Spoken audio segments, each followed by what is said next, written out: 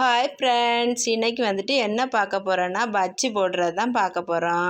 பக்கத்தில் ஒருத்தங்க வாழைக்காய் கொடுத்துருந்தாங்க 2 நாளைக்கு முன்னே. அதை ஃப்ரிட்ஜில் வச்சுருந்தோம். இன்றைக்கி போடுவோமே அப்படின்னு சொல்லிட்டு கொஞ்சம் அரிசி மாவு, கொஞ்சம் கடலை மாவு, கொஞ்சம் சால்ட் உப்பு, கொஞ்சம் பேக்கிங் சோடா, கொஞ்சம் மிளகாய் தூள் இவ்வளையும் போட்டு கலக்கி 1/4 மணி நேரம் வச்சு சுடணும். ஆனால் நீங்கள்லாம் எப்படி போடுவீங்க? பஜ்ஜி மாவில் போடுவீங்களா? அது கெமிக்கல். நாங்கள் இப்படி தான் போடுவோம். பஜ்ஜியும் சுட்டாச்சு, அந்தால காப்பியும் போட்டுருவோமேனு காப்பியும் போட்டு குடித்தாச்சு. மறக்காமல் நம்ம சேனலை சப்ஸ்கிரைப் பண்ணுங்க. Tata, bye bye, see you.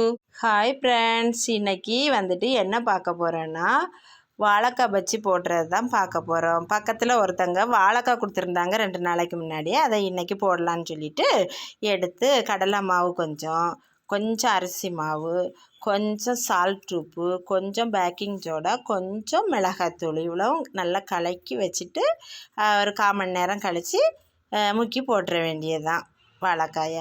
அப்புறம் இதுக்கு காப்பியும் போட்டால் நல்லா இருக்குமேன்னு சொல்லி காப்பியும் போட்டு குடித்தாச்சு. மறக்காமல் நம்ம சேனலை சப்ஸ்கிரைப் பண்ணுங்கள். டாட்டா, பாய் பாய்.